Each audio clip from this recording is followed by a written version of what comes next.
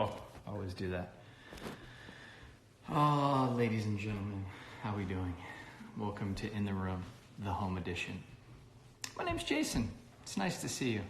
As always, happy Wednesday. Hope you guys are hanging in there. And we've been doing this every day. We had a great conversation yesterday with Schwarzenegger about her book. Today, and it's weird how this worked out. Today, we're going to have Maria Shriver, her mother, and her brother, Patrick Schwarzenegger, on the show. Selena was supposed to happen earlier. That's been postponed. Scheduling issues. We'll talk to her down the road. We'll find a new time, but apologize on that front because I know a lot of you were looking forward to that, as was I. We'll find a time. She's doing great, and we'll play Friends Trivia at some point, I promise. All right, so we'll bring in the guests in a little bit. I kind of feel like I should just get the music playing a little bit. Just kind of get the music going. Honey, can you put a little Tony Bennett on? Tony Bennett. Yeah. Should already be there in the queue, if you will. Let's see. It might just pop right on. Oh. Did it? No, that's not Tony Bennett. That's, it's gospel, if you will. Little gospel music. Okay, let's see if they want to join in. Yeah, can you put a little Tony Bennett? I want to feel a nice little uplifting vibe, because I think we all need that right now. So what's going on, guys? In the meantime, as we're finding our playlist, I can answer some questions if you have any questions. How's everybody holding up? You doing good? What's up, Ranae? Hello, Casey. What's up, Martin? Where's everybody watching from? Let us know as we get everybody on board. Hey, we got us some Tony Martin. Is this who it is? Tony Bennett? You got Tony Bennett. You told me to put Tony Bennett. Tony Bennett, that's what I meant. Tony Martin. I like Tony Bennett. What's up, New Zealand?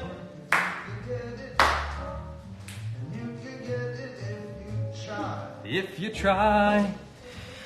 So, I got a little workout in today. The Aussies in the house. Got a workout in. We did some voiceovers. We at E Online, we've got a ton of stories.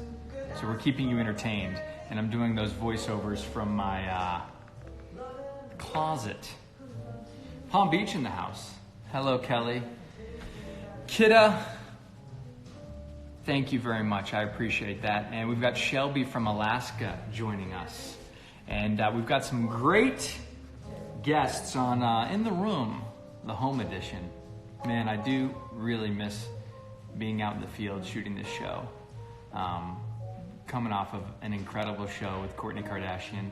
The ratings were insane, so thank you to everybody who watched from home, because everybody was home and everybody was watching, which was so sweet. But we, once it's okay to start shooting again and our crew feels safe, we'll be out there and we'll turn them around quickly for you and keep it going. So it's gonna be good. All right, let me do one more check just to make sure that we good.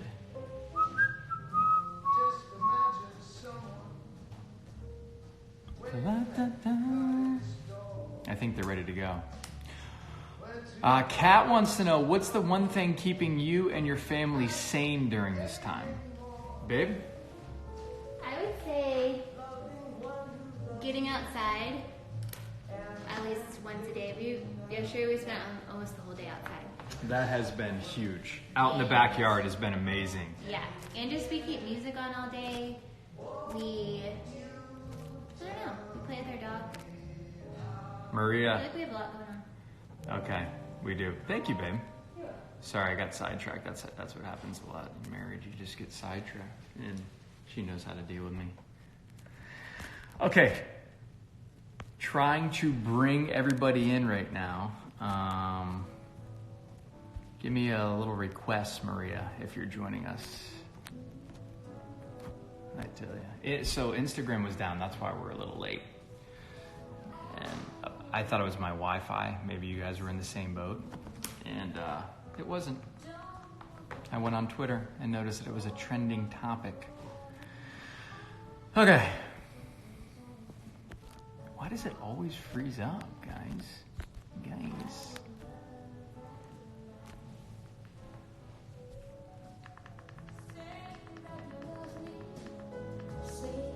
Is this a request? Yep.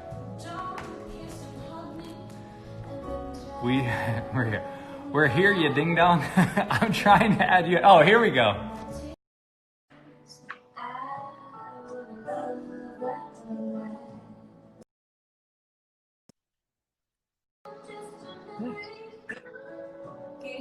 How are you?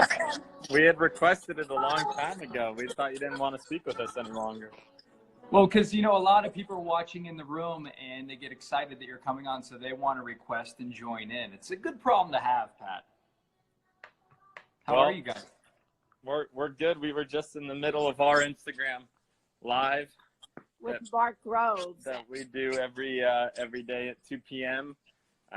Called Home Together, since we're living home together. And today it got cut out. I guess Instagram went down. Yeah, and people started freaking out. They thought it was a nationwide outage. I went on Twitter. It was trending. People, if you take Instagram away in the middle of this, people don't know what to do. Especially right now with everybody just at home, not a lot of people not having too much to do. So it's okay.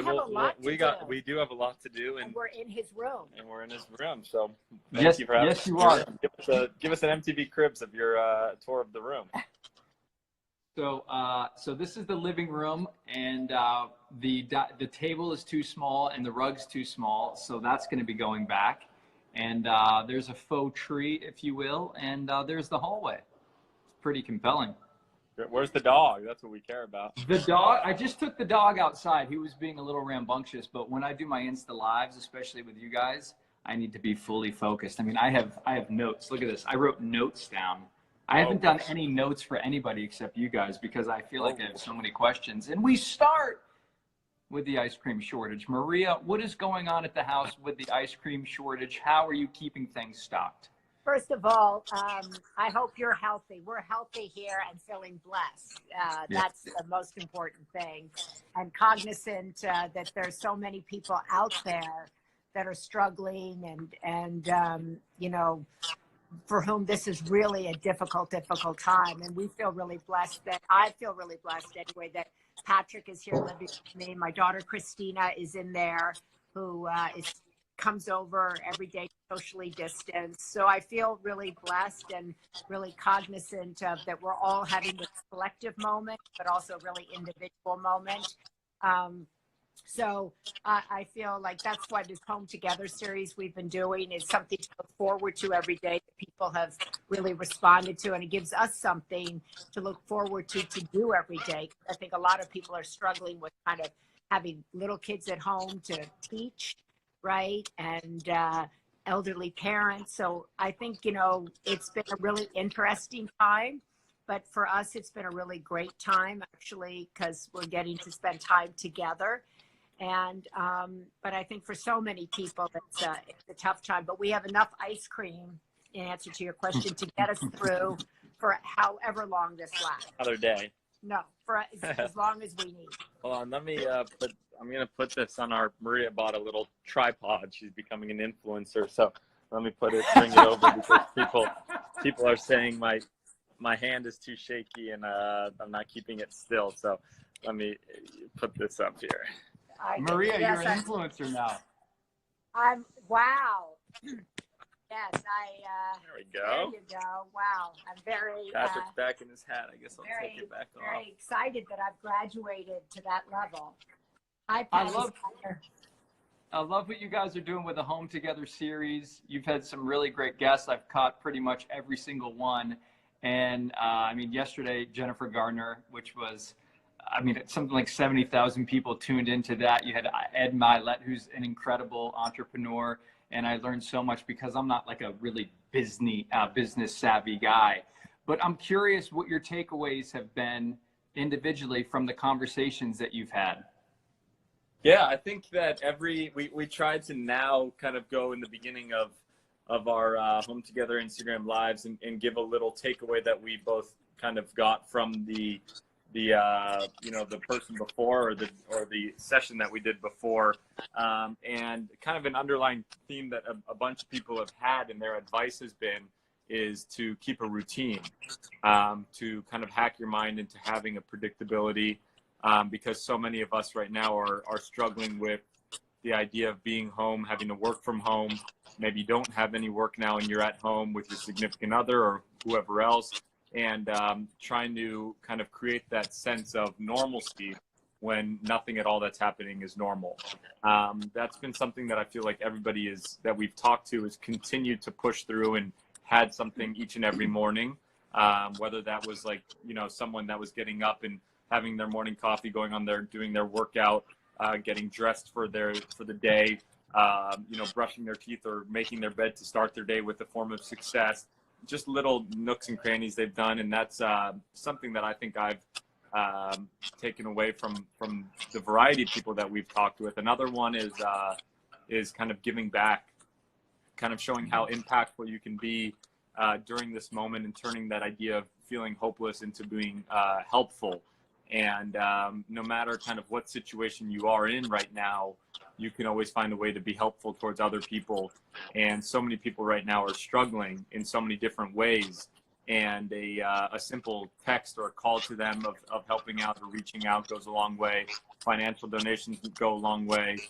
Just sharing this message of, that we're all in this together, and we're going to bounce back all as a nation. Just different forms of ways to give back and tell your community that you're there for them has been some of my biggest takeaways. Yeah, I think the same here. I think I'm interested in here. Little Deb says you can adopt a nursing home. I'd actually like to find out more about that, because the women's Alzheimer's movement is working in that space. So Little Deb, I'd love for you to let us know more about that. There's also somebody else on here who says that they have school buses that they want to do something helpful with. And so I don't know where you are, but I know Chef Jose Andres is using school buses and stuff to deliver food. So I'm sure there's many different ways you can do that. But I think we've tried to have people on who are really taking advantage of this moment and trying to do something to help others in this moment. I think we were talking yesterday with Jen about, telling her children to look out, instead of like sitting there and thinking like what's happening to me, but to look out and find people that you can help. I think everybody, we talked to Bethany Frankel, she said the same thing. Rob Lowe talked about helping people in sobriety. So every single person that we've had on with the specific purpose of trying to help people help themselves and help others. Yeah, I think the last thing I want to say that goes more on what you were just saying is people have been in changing their mindset of not kind of, again, we know that this is extremely difficult for a lot of people. And, but the people we've been speaking to is changing their mindset to look at kind of the opportunity, shifting their model, whether that was Jennifer Gardner with her philanthropy work, not being able to go out and go to these people's homes and help a lot of these children in need. Now she's switched to this whole, the stories at home and reading stories on Instagram so that kids can have content while they're back at home. Or that's Bethany Frankel, and being an entrepreneur and a business person, and she can no longer go out there and run her business. So now she's in the business of buying masks and not price gouging it, and making sure everyone has the ability to get these masks at these affordable prices and not marked up. Or Ed Milet, who does everything from his arena tours and his shows, and now he's doing everything through the Zooms and switching his business to there. So it's just been interesting to see people create a different path and opportunity to continue their work and find ways to utilize this time at home to still continue their efforts and messages. You've got Dr. Sanjay Gupta coming up tomorrow. You have Guy Fieri, and you'll be talking about, how to get food to the people that really need it. It's an insane lineup, quite frankly. I wish that I had the power to pull people like that, Maria. So nice job on that one. How are you? You know what? I think people want to be helpful, and I think they also know that people look forward to conversations like this, and people want to find out places that they can be helpful. And so whether they can contribute $10 to No Kid Hungry, people feel good about that. Whether they can bring food to a next door neighbor, pick up and call someone who's elderly. There's so many ways that each and every one of us can be of service at this moment. And I said yesterday when we were speaking to Jen that my dad, Sergeant Shriver, had this great quote that said, break the mirrors in your house, break all the mirrors, because they only make you look at yourself. And when you break the mirror, you look out at the rest of the world and you look and see what everybody needs. And that in the end, he said, it will be the servants who save us all. And each and every one of us are capable of serving in some capacity. We can kind of call up this great citizen brigade. I try to write about that in my Sunday paper. You know, we can launch the greatest citizen brigade of our country. And that can be by, you know, dropping off a sandwich for somebody. Then you're doing something as a citizen to help another human being. And that's happening everywhere, all over the country. And so I'm really kind of enjoying all of the positive stories also that have been coming out, along with all of the kind of terribly, you know, depressing stories. But looking at our healthcare workers, I mean, you know, it's jaw-dropping, the heroism that we're seeing in hospitals all across this country, in nursing homes, in grocery stores, in pharmacies, with delivery workers, with nurses, with all the retired medical professionals coming back to help. I mean, it's jaw-dropping, the service that's going on in our country. Someone watching right now is just kind of going through a hard time because they're in this alone. They're isolated. They're at their apartment. They don't have anybody to do this with. You know, you guys are blessed that you've got family around. I'm blessed that I have my wife here with me, but there are a lot of people who just feel lonely. And Maria, you always do a great job, Patrick too, of just encouraging people and then finding the silver lining, the best in a tough situation. What's been getting you through this? Ice cream. Hey, No, emotionally eating is a thing. I'm with you on that. No, I think that, like I said, it's kind of, you can always think of every situation in two different ways. That, you know, I know it's hard to think of it always in a positive way, but it could either be that it's happening to you or for you. And to thinking as things as it's happening for you, and to create the most positive light out of it. And, you know, even though it's a time of struggling, how is this going to develop you as a person when you get out on the other side of this? And what are you going to, you know, use this time to concentrate on or focus on or get better at? For me, I think that one of the things that I've like to recognize is, like, I can't remember the last time I've gotten to spend this much time in such a short period of time with my mom or with my family. You know, living with her again, and it's been since high school since I've technically lived with her. And, you know, what a blessing that kind of is to be able to do that. And then little things of, you know, doing these Instagram lives together and getting to help, you know, spread, you know, positive message and bring light on other people that are doing the same. And, you know, I think that's been what's been getting me through. And we continue to do little walks outside, me and her, and just be thankful for little things that we probably wouldn't have recognized if a situation like this wasn't happening. I mean, to wake up every day, to be healthy, to be alive, to see another day, to be with each other, to be able to read, to be able to focus on other things that I haven't had the time to get to focus on, things like that. And again, with a lot of people that are feeling alone and feeling hopeless, I think, you know, going back to that message that we've heard from so many people is you can become helpful. And when you go and you help other people, whether that's through donating or, you know, reaching out to different charities or listening to these things or staying at home, you're being extremely helpful. Then it makes you feel, you know, internally really, you know, grateful. And you feel really great about yourself, and you no longer feel alone. And other people like Rob Lowe was talking about, you know, sobriety is extremely tough right now, and it's a trigger point for a lot of people that have all this extra time at home. And there's people that are doing Zoom calls and FaceTimes and, you know, large chat room type things and stuff to connect with people and make sure that you don't feel like you're home alone during this time. I think also I tweeted this out yesterday because I had tweeted out a couple days before that I think people who have struggled with anxiety could teach us a thing or two about how to get through this time. And thousands of people responded about what they've learned on how to manage anxiety. And just yesterday, I said, for people who've been living alone, what advice do they have to people who are now feeling alone for the first time?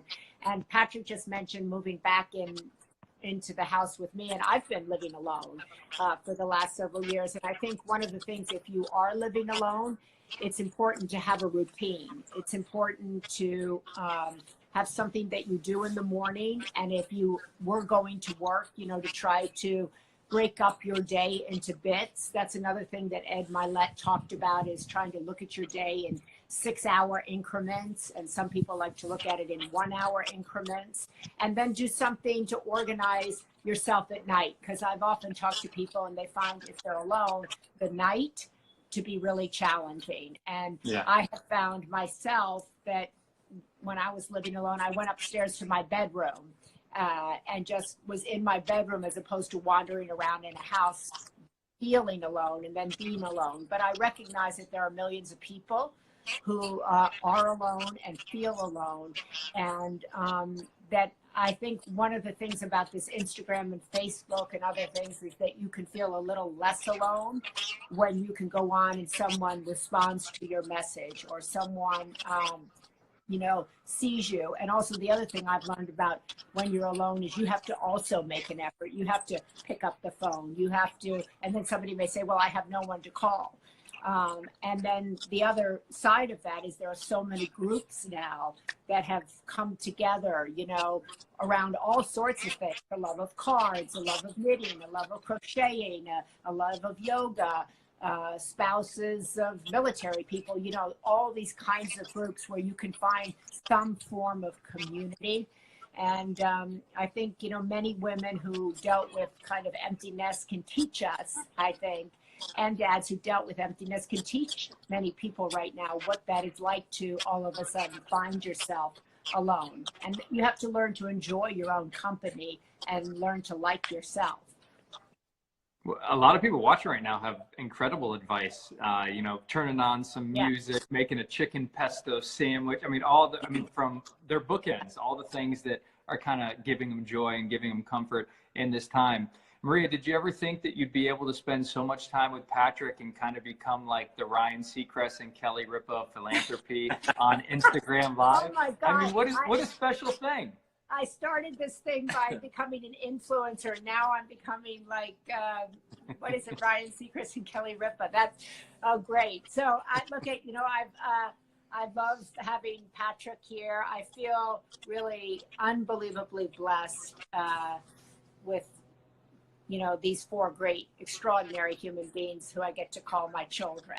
And as I said, Christina was way ahead on a lot of the cleanliness and issues that were coming, so she got us ready here at the house. Catherine checks in every day on FaceTime.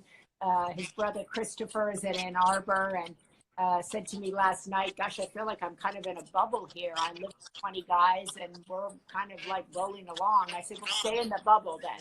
Although I said, Ann Arbor and Michigan is getting their own lockdown. So I think, I feel so blessed that Patrick came back to live here and be with me, make me laugh, make sure that I eat something, because I run around and I sometimes forget to eat. And, I think I'm talking to so many people who find it a blessing that their kids have come home. I think for many it's a challenge to live with adult kids, and for others it's a challenge to have school-age kids at home that they're having to teach. But I think, I was reading an article last night, Jason, that said, people are all waiting for when is it going to get back to normal? And that the truth is, it's going to be a new normal.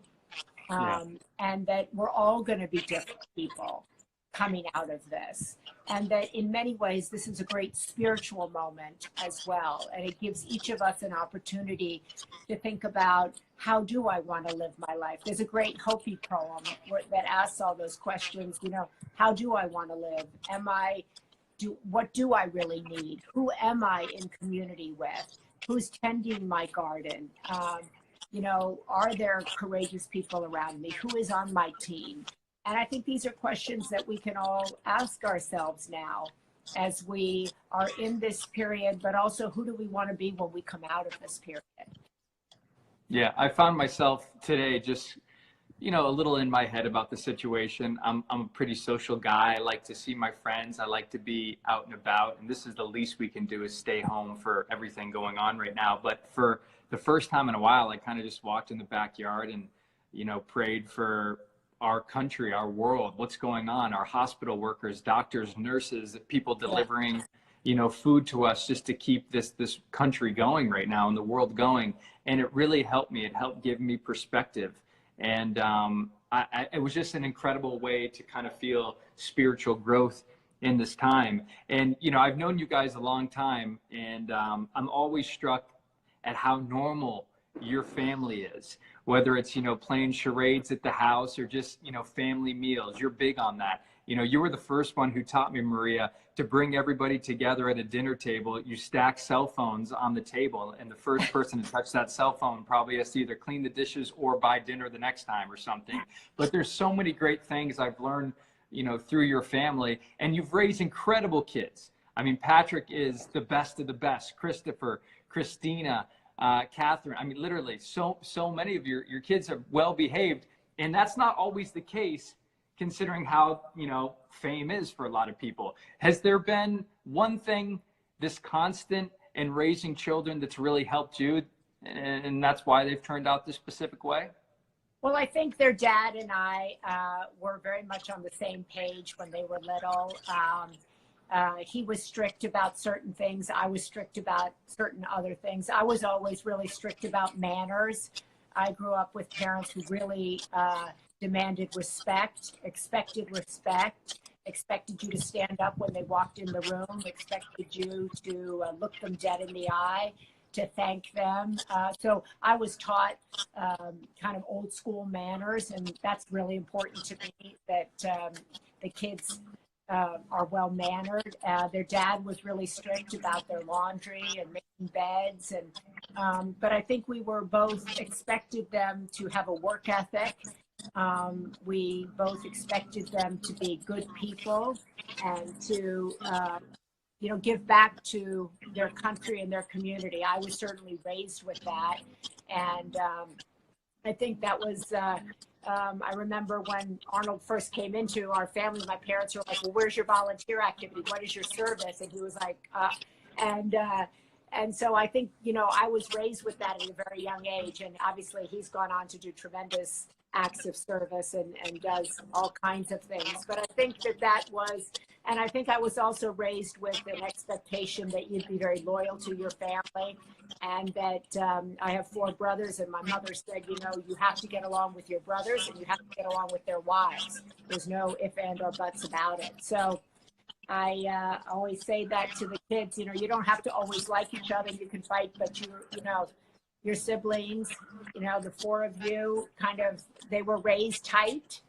and I expect them to stay that way. What was the rule with the pillow there? Is that something all the children had to have, like their face on a pillow, or did Patrick demand that? What? Oh, this is my He's holding that up during your talk. Oh, this You want to hear this story? This is the weirdest, funniest story. So we're playing, was it Christmas or Thanksgiving? Thanksgiving, yeah. We're doing Thanksgiving, and we have a bunch of people come, and everybody, White elephant, everyone brings like a gift, and you do like a thing where, and they're all sitting there, and you pick a number, and everyone goes and chooses their own like gift, and then you could steal the gift.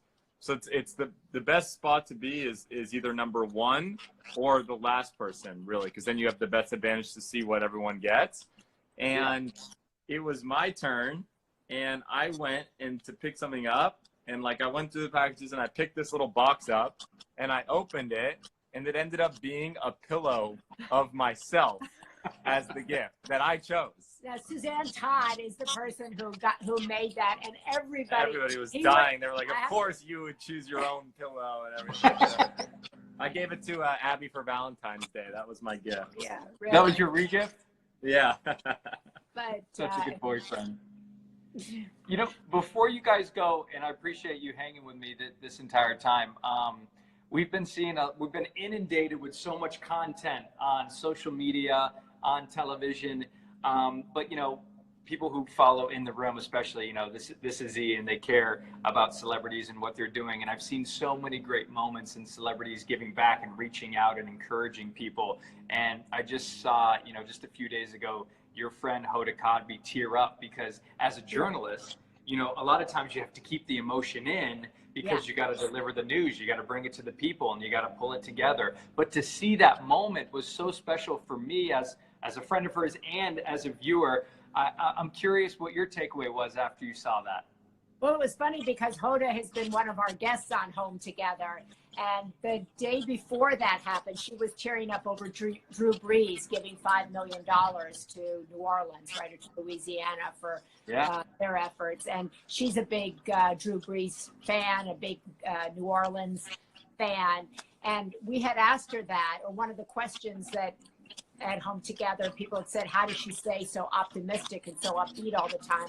And she said, well, you know, I just always am a glass half full person. I always look for the upbeat, so I just kind of always keep it together. And then the next morning, she was crying on the air. And I talked to her after that, because I have cocktails on the porch. It's fake. It's virtual. I sit here at night and have cocktails. And so we were having a little cocktail thing. I don't even have a glass, but and with her, and she was like, could you believe that? And I said, it was so sweet, it was so genuine, and it was so real. And I think that's why people love her, because you know, first of all, she's been working around the clock. It's exhausting, and I think she's just so emotional about Drew Brees in Louisiana anyway. She's exhausted, and I thought that was a beautiful moment. It's you rarely see that. I grew up seeing Walter Cronkite, you know, cry, and I think it's a human thing, because journalists are human beings, and at the end of the day, it's good to see people touched. Yeah, it is for sure. Pat, you have the last word today. What are you going to do when all of this is over and it's okay to leave the house and be back with your friends? What are you looking forward to?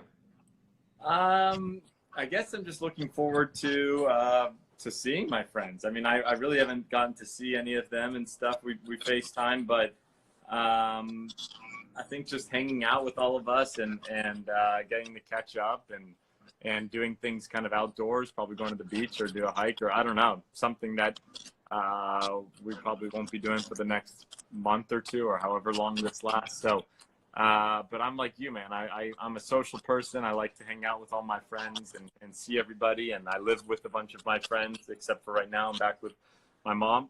So I'm excited to go and see them again, including you. He's here taking care of one of the vulnerable. But I'll tell you what I'm looking forward. I'm looking forward to businesses reopening. Yes. I'm looking forward to people getting their jobs back. This wonderful man who's been doing my hair for 15 years, Vito Esposito, had to close his salon down, get rid of everybody. I'm looking forward to people like that who built their dreams and had to close them down, and are really, you know, living paycheck to paycheck or relying on unemployment. And I'm looking forward to people like that being able to open the doors of their business again, rehire their friends, and feel a sense like that they can breathe again. There's so many great challenges out there, you know, push-up challenge and this, that, and the other, but the ones that are really, really helping people, someone tagged me in one today, the LA Dream Center here in Los Angeles, and there's going to be one in every one of your communities right now. They need food. They're giving 11,000 meals a day. So Lauren and I just happened to donate today. So if you're in a position to donate, make sure you guys can do that. And Pat, you do a great job of just informing people about small businesses. You're a great entrepreneur. I follow your lead when it comes to maybe investing here and there on some projects. So keep that up, man. I think it's really encouraging, and I think we really need to keep, you know, focused on that. There's definitely a lot of people struggling, and I just think the world of both of you. Hopefully you know that already, and it just means a ton that you'd give me your time and just spend some time with everybody to encourage us. Well, it's going to cost you a pint, but besides that... Oh, that's funny. That's actually funny. Well, we love you too, Jason. I just want to say I think you're an extraordinary young man, and a great husband, a great friend, a great human being. You always have a mission and a purpose behind your work. You always try to take the high road. You always look to bring out the best in people. And so I'm full of admiration for you, for your kindness. And I just wanted to say that. I think you're a great, great guy. And I love you and Lo together. And we're really blessed to be in your circle of friendship. Well, that means the world to me. Don't get me crying. You know me, I'm an emotional guy, especially and right how now. well you take care of your parents, too. How kind you are to your parents and include them in all your videos. So, you know, that's been one of the great things, actually, I think, and I know we're going to go, but I think of, you know, for so many people, we've seen a lot of talk about cross generations, people honoring their grandparents, learning from their grandparents, taking care of their grandparents, their parents. And I'm hoping that that will bring generations more together. I think sometimes, you know, it's all about young people and we forget about people who are, quote, older. And I'm hoping that this moment makes us realize that we're all kind of in this together. Amen. And my mom's watching. She just commented. commented. I knew it. I just saw that. I love you guys. Stay safe. Thank you again right. for your time. And I'll hopefully see you soon, okay? All right. God bless. Stay safe. Bye. You too. The best. I love those guys. I love them to pieces. Let me put my music back on. I always put my Tony Bennett, little Tony Bennett to end things. All your comments, they're just the best. I was looking at all of them while I was listening to them. So thank you. We're going to be back tomorrow with another special guest. 2 guests on Friday. I'll tell you Friday's guests. Chrissy Metz, she's got new music coming out, and Colton Underwood from The Bachelor, he's got a new book out. So tomorrow, we're going to keep it as a special guest. Love you guys. Don't fall for any April Fool's pranks, okay? Keep an eye out. Stay safe.